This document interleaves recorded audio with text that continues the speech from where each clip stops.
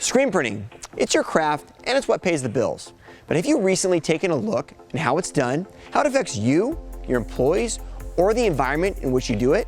While some of the processes and the products that we use in this industry may never be fully green, what we can do is take a look at how we affect the planet, learn better processes, and use better products that are friendlier to us and the environment. Ryonet's Sgreen chemical line is an eco-friendlier alternative to many of the industrial, caustic, and often harmful chemicals used in the screen printing process.